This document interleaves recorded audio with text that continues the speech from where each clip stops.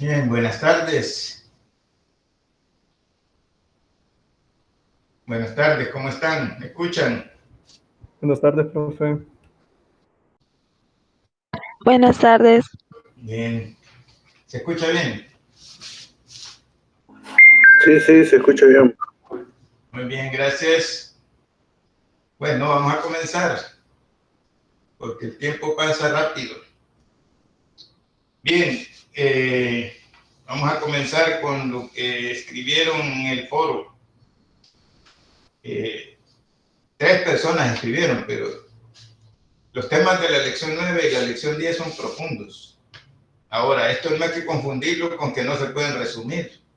En la tercera evaluación tienen que saber identificar bien cuáles son los desafíos que se mencionan en las lecciones, y también tienen que hacer un esfuerzo de síntesis, cómo sintetizar esos desafíos. Bien, vamos a comenzar con los mensajes en el foro. Una compañera escribió haciendo unas preguntas bastante profundas, así como profundos son los temas que se trabajan ya en estas lecciones. Bien, ella envió varias preguntas. Voy a comenzar con la primera. Dice, en la lección 9 encontré una palabra que no comprendo. No comprendo su significado, es colectivismo marxista. Bien. Los modos de producción que conocemos, que son principalmente los conocidos, el modo de producción socialista que va rumbo al comunismo o capitalista, tienen planteamientos de organización para desarrollarse. El modo de producción capitalista, desde sus inicios, en temas económicos, definió que lo importante que caracteriza a ese modo de producción es la propiedad privada de los medios de producción. Los medios de producción son las maquinarias o todo aquello que sirve para producir algo. Por ejemplo, en nuestro ambiente ya una computadora podría ser un medio de producción. Bien. Entonces, el colectivismo marxista tiene que ver también con el planteamiento económico de Carlos Marx. El colectivismo económico es colocar los medios de producción en las manos del trabajador. Eso es el colectivismo marxista. Y centralizarlo en el modo de producción. O sea que la centralización es en el Estado, no es privado. Ese es el colectivismo marxista. Y hay que conocerlo y diferenciarlo de cuando la Iglesia habla de colectivismo. Son diferentes planteamientos. El colectivismo marxista tiene que ver con esto que he mencionado. Bien, esto es bueno tenerlo porque la aplicación del colectivismo no se da solo en el modo de producción marxista o socialista. Se ha dado en la historia de la sociedad, se ha dado en diferentes formas. Por ejemplo, 1980, México, una fábrica que era de, allá le dicen refresco, aquí le decimos gaseosa. El refresco de una fábrica llamada Pascual Boing en México tuvo grandes dificultades con sus dueños, porque los dueños no querían pagar a sus trabajadores y les debían cantidades de la indemnización. Entonces los trabajadores, ¿qué hicieron? Cuando vieron abandonadas las fábricas, no solo se pusieron en huelga de hambre, sino que dijeron, vamos a producir y estos medios de producción van a ser nuestros. Con los medios de producción vamos a ver cómo hacemos y nosotros como trabajadores vamos a ser los dueños de estos medios de producción. El dueño de la fábrica Boeing ya no podía hacer nada con los medios de producción, intentó en los tribunales pelear esos medios de producción, pero al final el mismo Estado llegó a la conclusión de que sí, se le podían dar, pero que cómo los iba a hacer producir. El dueño dijo, bueno, realmente yo no los puedo hacer producir. Entonces que el Estado me pague algo y que los trabajadores se queden con eso. Al final ganaron los trabajadores el litigio y los trabajadores se quedaron con la fábrica. Y ahí están hasta ahora produciendo refrescos Pascual Boing en México. Ese es un colectivismo, ya no es un colectivismo marxista, pero es una centralización del poder del trabajador en un sistema, en una forma de producción dentro del sistema de producción capitalista. Bien. Sobre la lección 10, dice esta compañera, la preocupación de ella es la cuestión de la educación en todas las maneras posibles de la familia, porque esto se transmite a los niños. ¿Qué haremos? Dice, esos niños que se encuentra uno en la calle drogándose, que los padres los mandan a pedir dinero en los buses, que la Iglesia da sugerencias sobre la política. La Iglesia ha escrito algo sobre estos casos y cuáles son las soluciones que da. Y si la Iglesia ha estudiado todos los posibles casos que se dan en la familia, como violencia, entre muchas cosas más. Bien, esta es una cantidad de temas que aborda ella. ¿Cuál es la opinión de la Iglesia hacia las personas transexuales? ¿Por qué existen familias que rechazan a sus hijos o miembros de su familia por ser así? ¿Existen programas o ayudas para las personas que son rechazadas por su familia? Bien, vamos a comenzar. Los niños que andan drogándose en la calle o que los padres los mandan a pedir limosna en los buses o en la esquina también se los encuentra uno mucho, limpiando los parabrisas de los vehículos, etcétera. Eso es parte del sistema nuestro, que es un sistema de producción injusto, desigual, que solo beneficia a un grupo de familias que antes, en los años 60, ese grupo de familias, hasta hay libros que lo trabajan, de historia, eran 14 familias. 14 familias que detentan el poder económico fuerte, o sea, los grandes oligarcas del país, ellos son los que diseñan el sistema de producción. Pase el partido político que pase por la asamblea o por la presidencia, el poder económico es el que define cómo se va a mover la sociedad. Así es. Bien, entonces, en este país, como en otros países latinoamericanos, y ha ocurrido en países europeos, y ocurre en algunos estados de Estados Unidos, esa desigualdad produce mucha pobreza. O sea que la riqueza está injustamente distribuida. Pocas manos que se enriquecen del trabajo de muchos. Y muchas manos, a pesar de que trabajan, nunca logran ni siquiera los medios, no los altos de vida, los estándares medios de vida. Bien, claro que en estas situaciones hay abuso. La drogadicción no es un fenómeno únicamente de El Salvador. Ustedes ven estudios, en Estados Unidos hay más de 15 millones de drogadictos.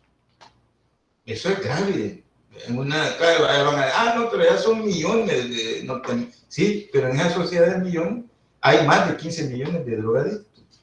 Por eso la cuestión del consumo a grandes escalas en los Estados Unidos. Y que estos países son corredores de la droga, como le dicen algunos.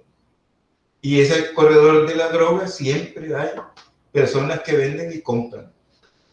Entonces, esos jóvenes drogadictos, algunos los vemos nosotros porque son de extracto humilde, económicamente empobrecidos, pero en las clases medias hay también, y en las clases altas también.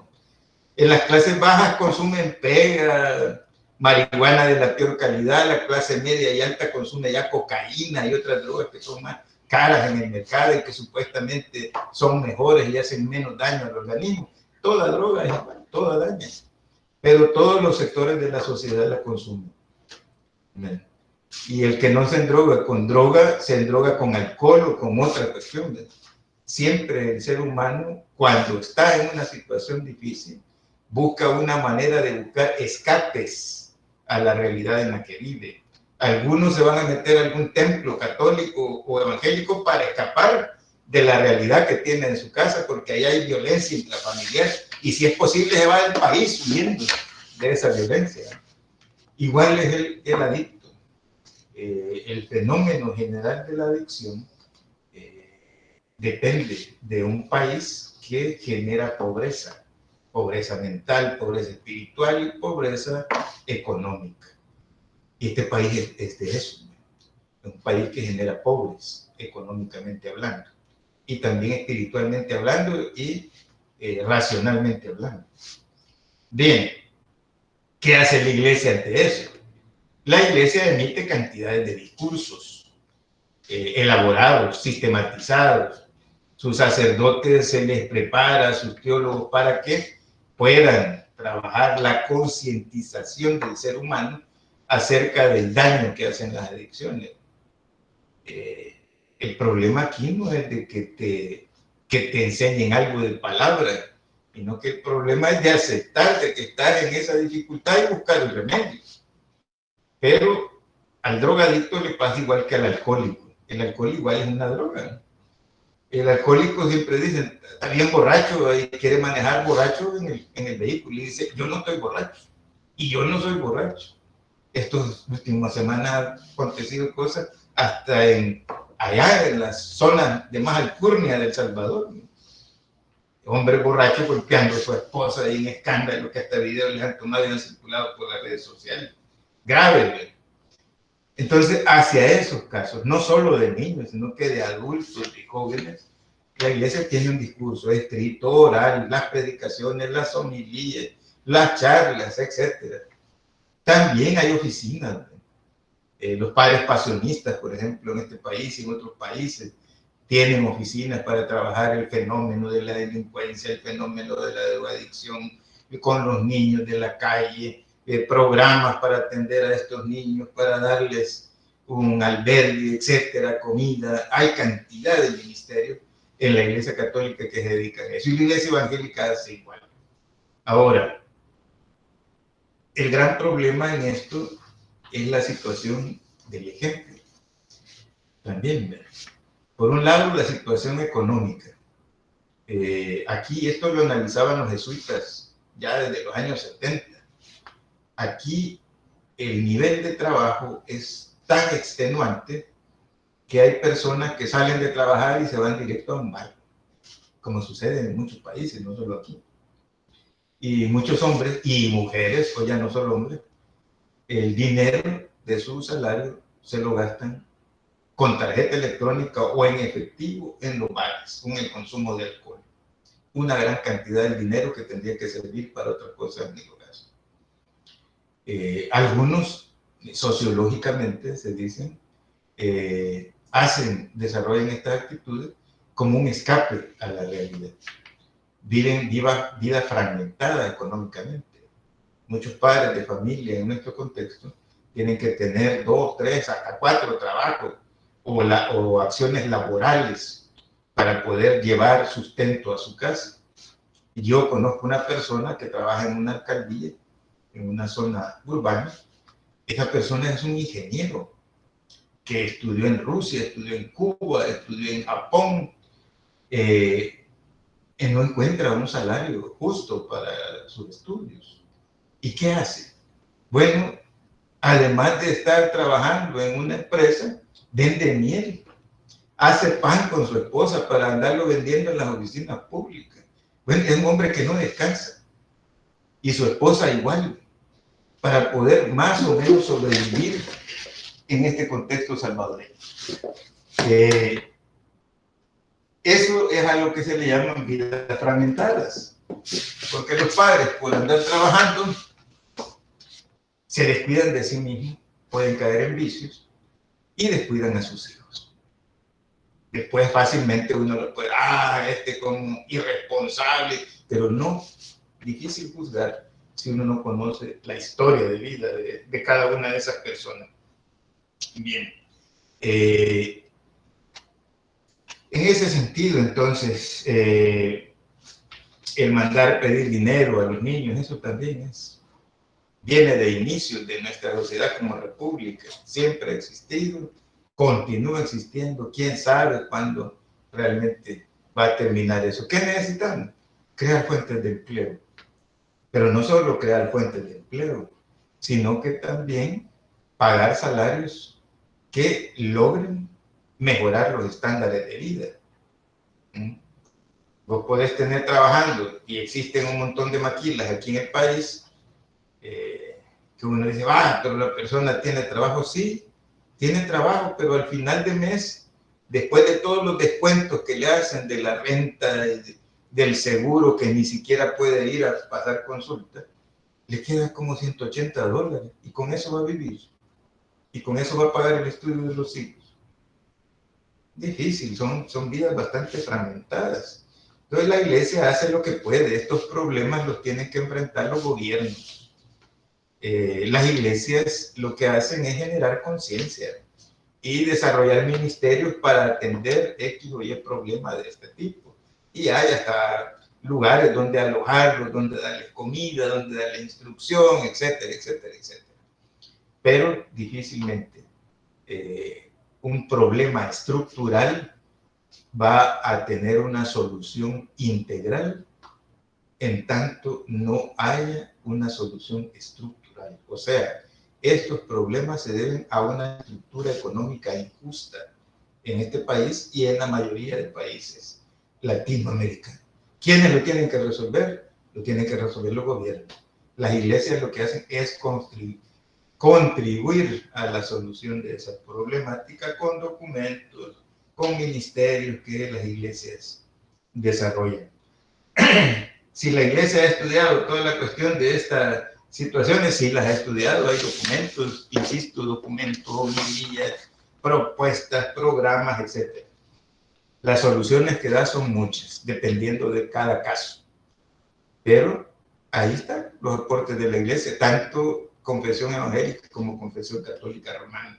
Repito, los ministerios que las iglesias desarrollan para estos temas es una larga lista en el contexto nacional. Y ni así se logra solucionar el problema. Bien, ¿cuál es la opinión de la iglesia hacia las personas transexuales? Este tema lo vamos a trabajar al final. Primero ella habla, perdón, me estaba saltando esta. Y si la iglesia ha estudiado todos los posibles casos que se dan en la familia, como la violencia, entre muchas cosas más. Sí, la iglesia ha trabajado este tema enormemente. Esto que menciona la compañera aquí, sociológicamente se le tiene un nombre, ¿verdad? Violencia intrafamiliar o violencia doméstica.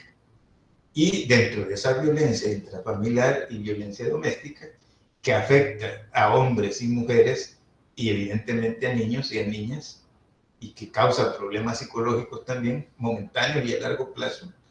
La Iglesia, por ejemplo, en el caso de Estados Unidos, ellos en 1992, la Iglesia Católica formó un consejo de obispos en Washington que se unieron a obispos católicos romanos de Canadá y de Nueva Zelanda, y que escribieron una conferencia, un documento de conferencia acerca de la violencia intrafamiliar o violencia doméstica y la violencia hacia las mujeres.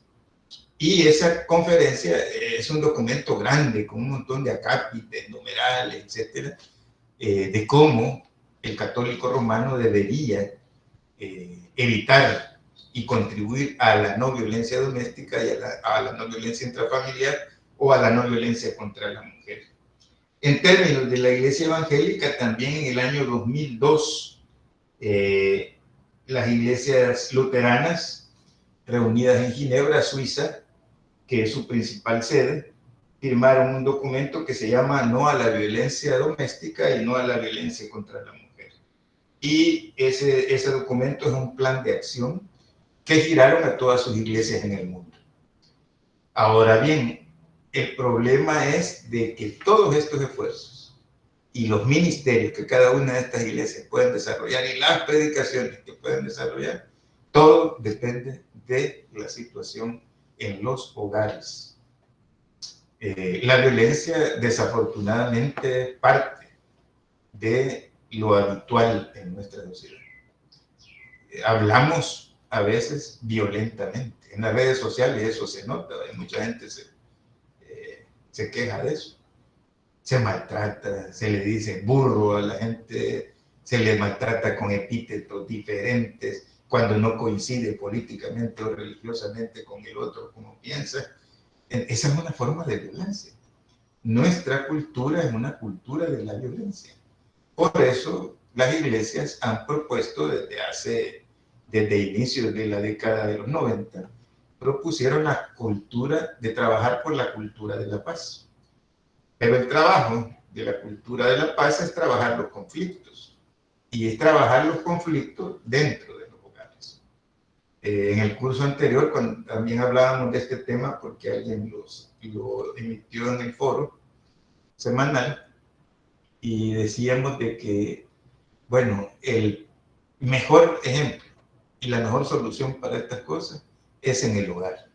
Porque la iglesia puede hacer y decir mucho, pero si en el hogar hay violencia, entonces difícilmente se van a corregir estas situaciones. Si en el hogar al niño se le enseña violencia o se le enseña con violencia, lo que el niño o la niña van a reproducir en la sociedad es violencia.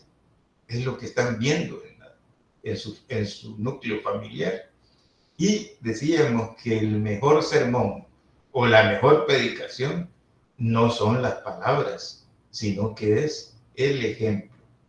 Y aquí entra el otro tema de la esperanza. Alguien decía en esa sesión de ese curso, bueno, pero es que los viejos ya no cambian.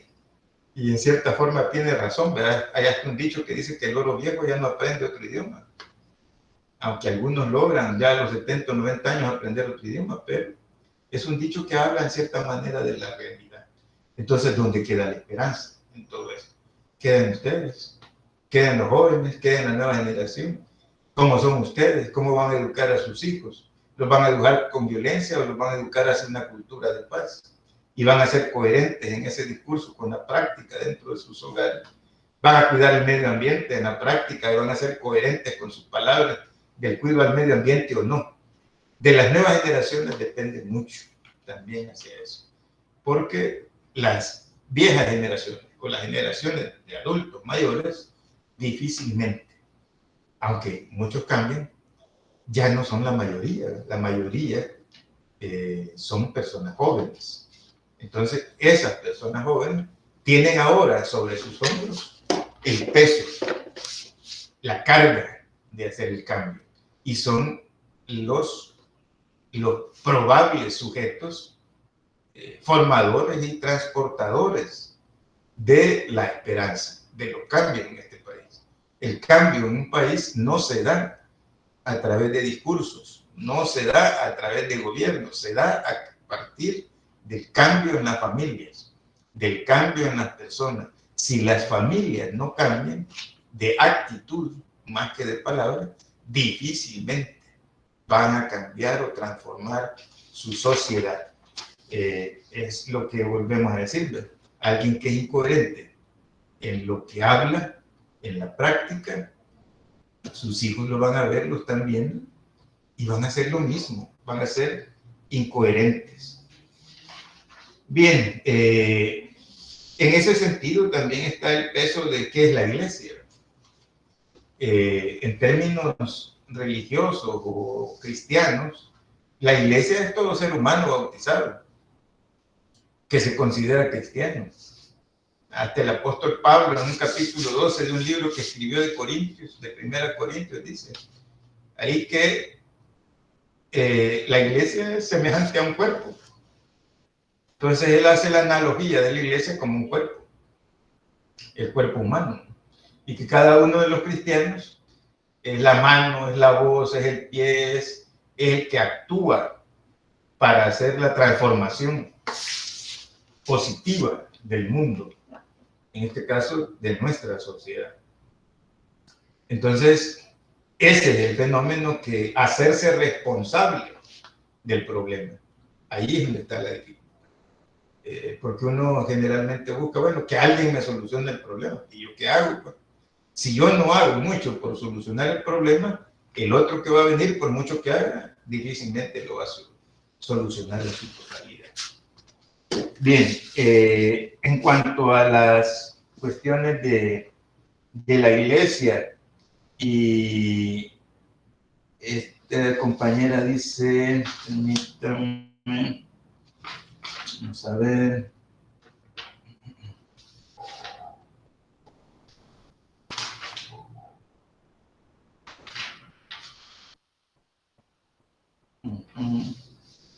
Sí, ¿qué hace la iglesia en relación a las cuestiones? Si dejan a sus hijos fuera de la familia, existen programas, dice, acerca del tema de los transexuales. Bueno, los transexuales solo son un rubro, ¿va? De todo.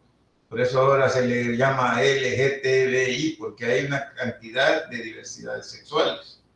Bien, aquí hay que mencionar que el Papa Francisco dio unas declaraciones bien interesantes cuando le preguntaron acerca de este tema, y dijo lo siguiente: ¿quién soy yo para juzgar a los homosexuales?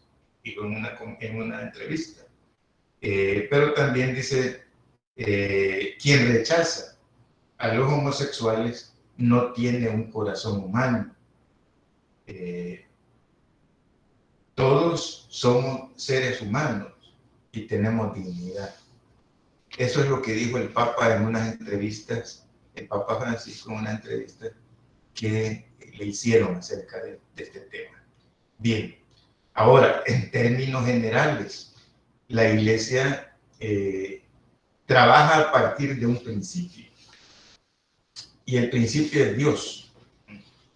¿Cuál es la esencia de ese Dios cristiano? La esencia de ese Dios cristiano es el amor. Esa es la esencia de Dios.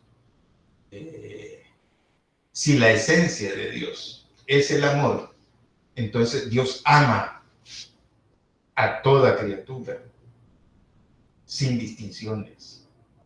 Ahora, los que hacemos distinciones somos nosotros. Y en las familias se hacen ese tipo de distinciones, y se hace ese tipo de separación. El separar a alguien por una preferencia sexual, eso no es nuevo en nuestro contexto, es antiguo. Lo único que hoy, esas preguntas, por ejemplo, se trabajan en estos espacios. Póngase usted en los zapatos de alguien en los años 50 en este país. Uy, no, hablar de eso en la academia era horriblemente pecado, no se debía abordar. Bien, pero esto se da entonces por la interpretación del ser humano acerca de la palabra de Dios. Eso es un tema súper importante. ¿Cómo interpretas las Sagradas Escrituras? Eso vamos a trabajarlo en la tercera unidad. La interpretación de las Sagradas Escrituras tiene dos ciencias, mínimo: la hermenéutica y la exégesis. La hermenéutica es una ciencia que la estudian cantidades de personas, los artistas, los músicos, los jurisconsultos o abogados, notarios, estudian la hermenéutica, pero también la exégesis. La exégesis es más dedicada al estudio de textos.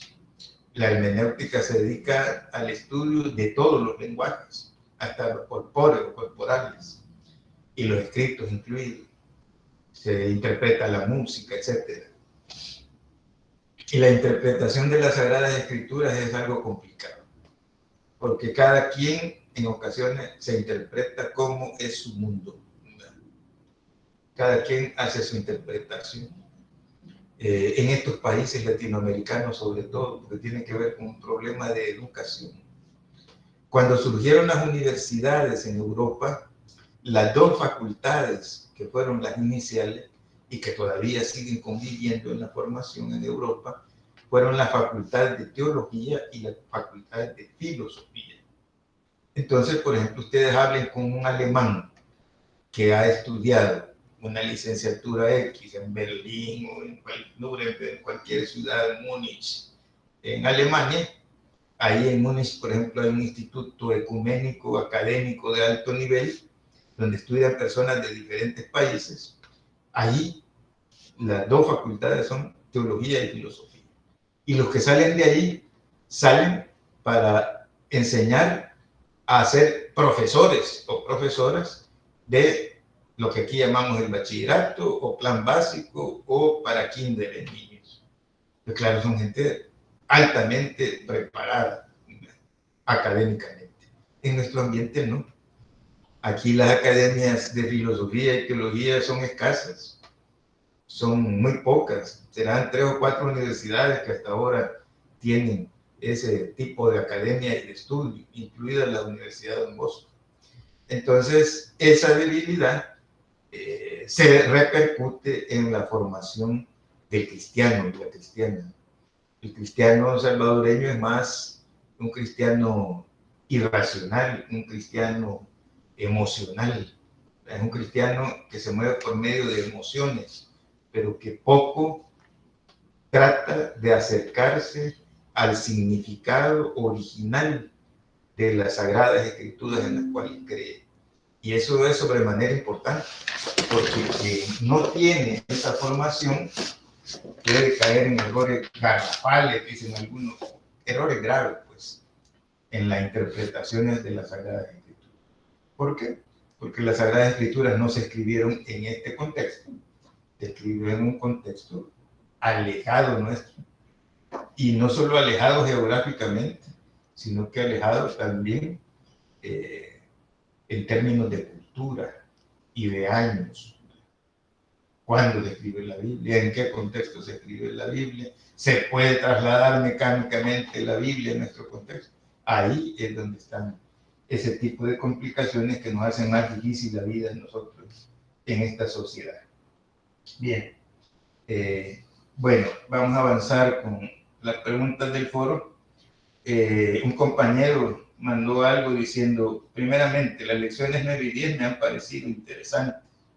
En la lección 10 se aborda sobre convivencia general de las personas en la sociedad en busca de una mejora de vida y el desarrollo de la humanidad para que éste mismo tenga una vida digna y otorgarle los principios primordiales como seguridad, vivienda, alimento, educación. Y la Iglesia vela porque éstas no se pierdan y puedan nacer y crecer con toda normalidad y no en un ambiente de violencia para que estos se corrompan y lleven una vida de pena y maldad. Bien, esta es una reflexión ya que hace el compañero. Le va a servir seguramente para cuando esté aportando en su grupo para la tercera, la cuarta y la quinta evaluación que viene, porque se nota que entonces está haciendo análisis ya de los textos de las lecciones. Gracias por ese aporte que hizo el compañero. Y finalmente hay otra pregunta que la hace una compañera. Esa pregunta la mandó ahora. Ya el sistema del foro se quedó abierto para ver si alguien más escribía. Y en esa pregunta esta compañera dice, con respecto a la lectura 10, donde habla de la misión del hombre en la tierra, que es conservar y transmitir la vida, también se mencionan ciertas acciones que la iglesia ve incorrectas.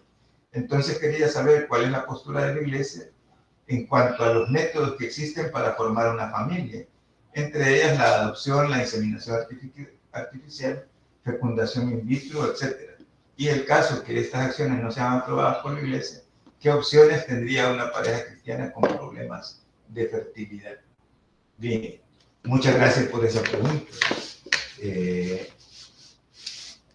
Esta cuestión tiene que ver otra vez, volvemos con la esencia de Dios, es el amor.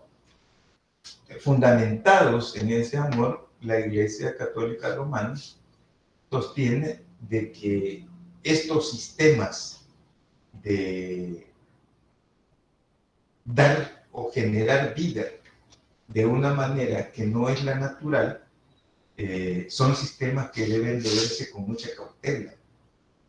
En el sentido de que si no lo hacemos sería contraproducente con el principio de la dignidad humana. ¿Y por qué escribe esto la iglesia? Porque hay médicos galenos, como le dicen algunos sabios de la medicina celular, biocelular, bioética, etcétera, que han caído en errores graves y han hecho sufrir a muchas parejas jóvenes. Hay mucho comercio también en medio de todo eso, de la fertilidad. Hay matrimonios que gastan en clínicas durante años, inyecciones, tratamientos, etcétera, y que al final vienen a descubrir que aquel tratamiento fue toda una mentira, por el cual invirtieron cantidades de su dinero para poder llegar a tener un hijo o una hija. Entonces, por eso la iglesia alerta ante esos métodos de concepción no naturales. De ahí le pide al cristiano católico que lo vea con mucha precaución por el daño que le pueden provocar a la pareja, pero también los daños que le pueden provocar a los niños que se conciben de esa manera. Porque también ya se ha visto que hay ejemplos de que hay niños que nacen a partir de esos métodos, que nacen con problemas graves, de afectaciones graves que ya son imposibles corregirlos de alguna manera. Y ese niño que ha nacido o niña, y los padres tienen que cargar y hacerse responsables de esa vida, por mucho que les duela. Tienen que cargar con esa persona y sostenerla hasta que esta persona muera o mueran los padres, o mueran padres e hijos. Pero es una responsabilidad muy fuerte. No pueden decir, después de que la generaron y nació con problemas, decir, bueno, ya no nos hacemos responsables de este niño, de este ser humano. Tienen que hacerse responsables. Y eso puede acarrear problemas de divorcio, porque los padres empiezan a echar la culpa uno al otro, que vos sos el infértil, que vos no podés, o al médico, etc. Entonces, por eso la iglesia llama la atención a todos esos sistemas y prioriza el sistema de la adopción. Y este sistema, la iglesia lo considera un sistema bastante humano que contribuye a corregir las injusticias en la sociedad, en el sentido de que hay cantidades de niños que son dejados en la orfandad, son generados por distintas causas, se les abandona y se les deja en el abandono. Pues la iglesia dice, bueno, entonces las familias que tienen esa dificultad de procrear deberían de priorizar el sistema de la adopción antes que la inseminación artificial o la fecundación in vitro. Bien. Esas son las reflexiones que podría compartir al respecto de las reflexiones que han llegado al foro. Bien, ¿alguien de ustedes tiene algo que agregar, alguna inquietud o alguna reflexión que puedan aportar aquí al pleno? Tienen ustedes la palabra.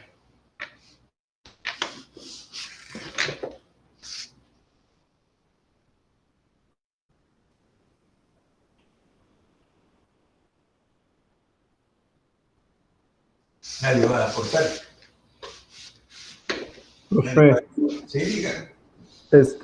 haciendo énfasis a lo que estaba mencionando sobre la equidad de género, por así decirlo, sería que es a criterio de nosotros verlo a bien o verlo a mal, porque, o sea, en mi punto de vista, yo veo quizás una pareja de homosexuales y, o sea, si yo le guardo un debido respeto, quizás ese respeto se podría fomentar en las personas que quizás no ven como lo ven como anormal, por así decirlo, porque, o sea, yo ya he visto que a parejas de lesbianas las ven de menos o las ven así como que con ojos de qué raro, ¿va?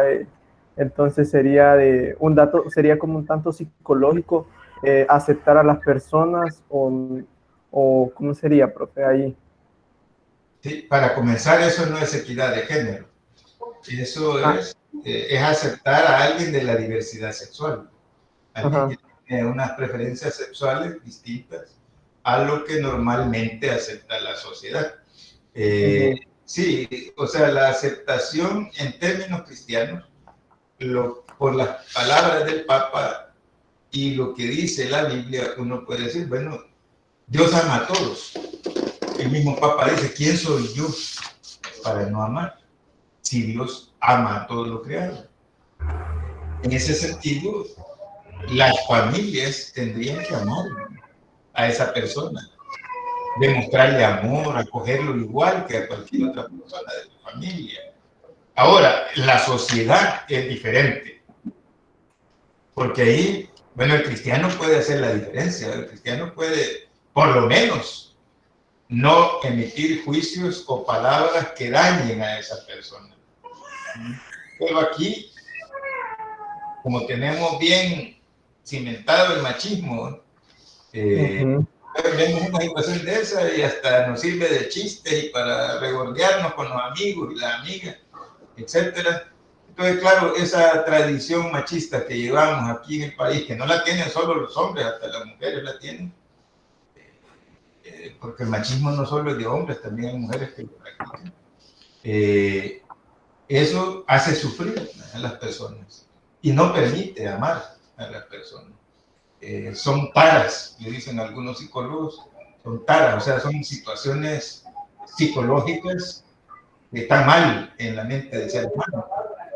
La iglesia lo que llama es a amar a aquel que también puede ser diferente en pensar y actuar, y en este caso, que tiene una preferencia sexual distinta. Eso no es fácil en la sociedad, y no es fácil para el cristiano. El cristiano, volvemos otra vez a lo mismo, a la coherencia del cristiano.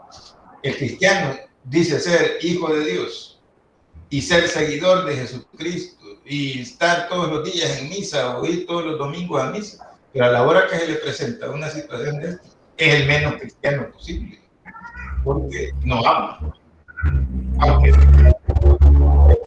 otra vez de la coherencia entre el discurso, entre la palabra y la acción. Entonces, esa es una cuestión que tiene que ver, como tú dices, también tiene que ver con una cuestión psicológica, pero también tiene que ver con una ignorancia cristiana, una ignorancia bíblica. El cristiano debería ser igual que su Dios, debería ser una persona que genera amor y que se relaciona con amor con todos el resto de personas. Pero desafortunadamente mucho cristiano es, como dicen muchos, del diente al labio, o sea, de palabra, pero no en su interior. Bien, ¿alguien más? Estamos avanzando ya en el tiempo. Gracias, profe. Sí, diga. ¿Alguien más tenga alguna pregunta o comentario?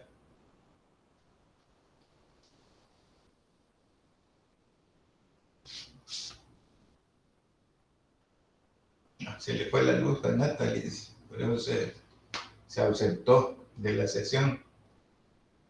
Bien, ¿alguien más? Tenemos poco tiempo ya. Estos temas son bastante profundos y son los temas que ustedes van a trabajar para la tercera evaluación.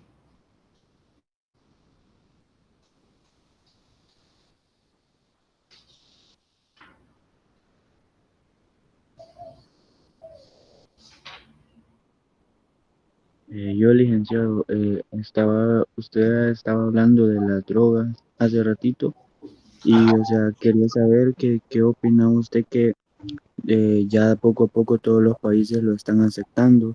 Y otro que voy a resaltar es que usted dijo que con los problemas del alcohol, y yo quiero resaltar este punto porque se vio mucho cuando estuvimos enfrentándonos al virus en la cuarentena, que muchas personas para gastar el dinero en sus alimentos, porque sabían que iban a necesitar, la gastaban en alcohol. Y, o sea, ¿qué piensa usted que los países están aceptando la legalidad de la droga de poco a poquito? Uh-huh. Sí, bueno, mira, gracias por el comentario. La cuestión es la siguiente. Lo que mencionas, la cuestión de la cuarentena, cuando estuvimos forzosamente encerrados, hay estudios y los ha dado a conocer esta semana algunas organizaciones salvadoreñas, en el sentido de que la cuarentena obligó a que estuviéramos conviviendo permanentemente en el núcleo familiar. Todavía hay un poco de eso. Y durante ese periodo, que fue de marzo a junio, fueron 3 meses, comenzando en marzo del 2020, se ha evidenciado que ha habido mucha violencia intrafamiliar y violencia contra las mujeres. Han habido muchos feminicidios en esa época. Hubo alto consumo de alcohol en los hogares, y eso se verifica por las grandes compras de alcohol en los supermercados, en los expendios de bebida alcohólica. Bien, el alcohol es una droga también, que puede generar que la persona termine ejerciendo la violencia contra sí mismo o contra otras personas, aún contra sus hijos. Entonces esa es una situación que hay que estudiarla bien. Y hay que, no se preocupe, Natalia, entendemos que se fue la luz, la energía eléctrica, perdón. Y que hay que estudiar esas situaciones y hay que ver cómo podemos corregirlas, cómo contribuimos en su corrección, y eso depende en cada hogar. Hacer conciencia a los padres, a los hijos, de el exceso de alcohol en un encierro a partir de una situación como la que hemos estado viviendo. Y la otra cuestión es el tema de la autorización de la droga que se da en algunos países. Este es un tema también bastante denso. La cuestión es de que el negocio de la droga es altamente millonario. Produce cantidades de millones de dólares. Y en los países que son grandes capitalistas como Estados Unidos, ese comercio es un comercio que compite con otros comercios grandísimos, ¿verdad? Como el comercio de armas, por ejemplo, que reditúa cantidades de millones de dólares. Ya no son millones, son billones de dólares. Entonces, en cierta manera, la cuestión de no autorizarla, de lo que defienden la autorización es de que hay razonamientos de algunas aceptables o que hay que estudiar. Es en el sentido de que la persona consume o hace aquello que se le prohíbe. Si se le prohíbe beber alcohol, entonces va y ve, y es lo primero que hace.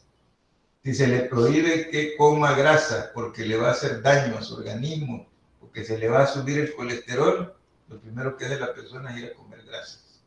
Se le dice que tiene diabetes y le dice el médico no consuma azúcar, lo primero que va a hacer es consumir azúcar. Entonces, en esa lógica de estas personas dicen, hay que dejar que la droga circule como cualquier otra cosa, y en esa medida los drogadictos van a ver que ya no es prohibido y que es una cuestión. En algunas sociedades ha funcionado. Bien, hay que ver los contextos de cada sociedad. Hay que ver cómo podría ser en esta sociedad. Y hay que analizar todos los otros problemas que tenemos en la sociedad para que eso se dé. Ahora, que el negocio de la droga sea enormemente redituable y que eso forme hasta corredores de hoteles y negocios, discotecas y todo lo que se consume y se vende la droga y que se mantienen por ese rubro, es verdad. Entonces, ¿cómo vamos a trabajar eso? Es un problema de país, es un problema de nación. Y ahí es donde está otra vez, ¿dónde está la organización de los ciudadanos? ¿Qué organizaciones de ciudadanos forman ustedes para trabajar esos temas? ¿En cuáles de esos temas se van a involucrar para defender los derechos, para defender este otro tema, etcétera, etcétera, etcétera? ¿Dónde está el compromiso de la nueva generación para estudiar, analizar y trabajar estos temas? Entonces, por ahí va la cuestión, Jason. Yo no estoy ni a favor ni en contra en ese tema de la droga.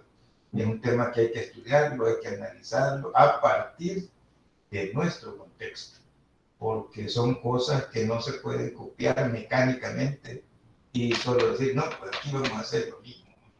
Hay que ver realmente cuáles serían las respuestas psicológicas de nuestra sociedad ante un tema como eso. No es solo llevar una cartita a la asamblea y decir, miren, queremos que se apruebe por esto. Habría que ver si eso se ha analizado, si las universidades, por ejemplo, han analizado el tema y si los colegios de médicos han analizado el tema y cuáles son sus propuestas ante ese tema. Por ahí creo yo que hay que trabajar esas cuestiones. Bien, vamos a ir ya casi finalizando, ya el tiempo se nos va acortando. Por favor, participen en los foros. Ya ven que las preguntas que envían, los que participan, son preguntas muy buenas que ayudan a desarrollar estas sesiones sincrónicas porque le dan contenido de temas que les interesan a ustedes. Bien, finalmente solo decirles que en el aula digital, en avisos, probablemente en una viñeta, les voy a dejar algo muy breve acerca de lo que significa el resumen. Yo ayer les mandaba un mensajito, pero también está ahí en aviso, en el sentido de que como ustedes van a trabajar para la tercera evaluación, un resumen de los desafíos. Entonces la primera tarea que un estudiante tiene que proponerse es saber qué es un desafío. Entonces ustedes ven ahí cantidades de páginas y le tira, si usted le da el link de otro documento, lo va a tirar a otro documento. Y usted puede investigar más acerca de los temas que ahí le aparecen. Ahora, ¿cuáles son los desafíos realmente sobre lo que usted va a trabajar? Tiene que saber identificarlo. Entonces también le voy a dejar ahí una viñetita con lo que significa el desafío. Pero ya las pautas ya se les van dando. Por ejemplo, los mensajes que les dejé ahí en un aviso, les mandé ayer también, les decía, vean tales y tales videos. ¿Por qué? Porque en esos videos el compañero que trabaja en esa parte, colega también que trabaja en pensamiento social cristiano, él en esos videos de manera breve le da la pauta de cuáles son los desafíos que trabaja en esa lección. Ahí los menciona él. Sobre esos desafíos, en las lecciones se habla más. Pero hay que saber identificar cuáles son esos desafíos. Por ejemplo, el tema de la educación es un desafío. La familia. Bueno, pero ahí a ustedes les toca leer e identificar cuáles son esos desafíos que usted va a seleccionar. Para no después seleccionar erróneamente y se ponga, por ejemplo, cualquier otro tema que no es uno de los desafíos que plantea la lección. Bien, eso es lo primero. Ahí les voy a dejar algo muy breve sobre lo que son los desafíos en términos académicos, para trabajos académicos.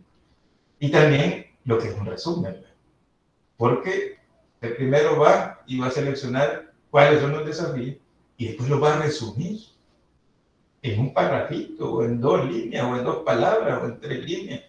¿Qué son esos desafíos? El desafío es tal, y ese desafío es esto, esto, esto y esto y esto.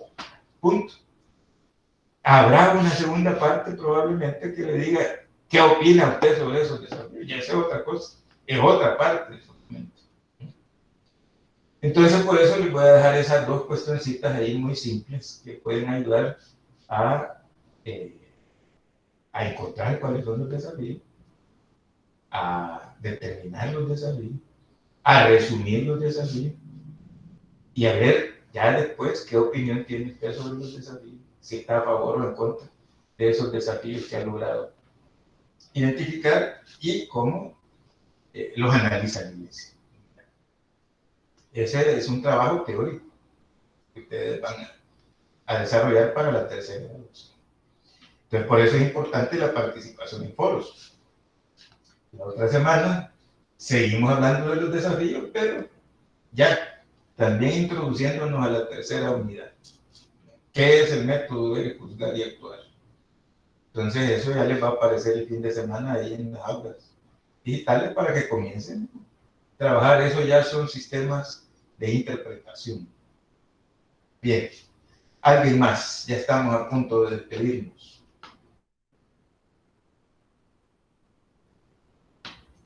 Comentarios, inquietudes. Bien, hoy han estado menos participativos. Hay que participar más para plantear inquietudes. Si no, uno se va con la duda y después darle mal en la nota. No logró identificar los desafíos ni logra hacer un resumen de los libros. Pero bueno, les deseo un feliz fin de semana. Cuídense y cuiden a su familia. Nos veremos entonces ahí en los foros de la semana.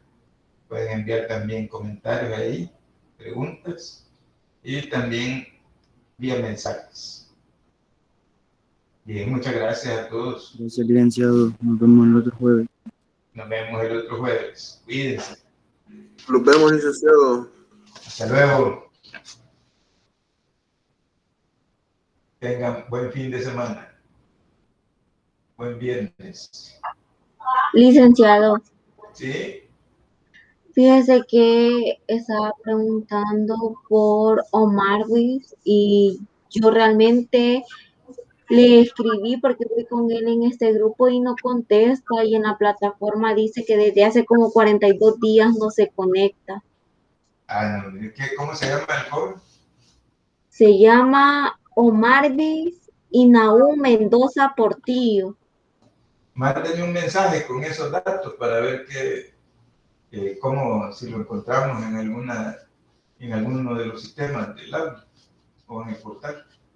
Por favor. Vaya, sí, porque igual en los grupos anteriores que se había hecho no estaba. Le Puede ser, escribí, no me contestó. puede ser de que ya haya retirado la asignatura. Por eso mejor mándeme un mensaje con los datos y yo voy a buscarlo y le comento cómo está la Bueno, situación. gracias.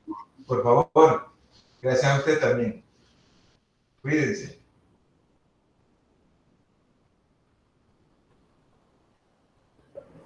Adiós, profe. Pase buen fin de semana.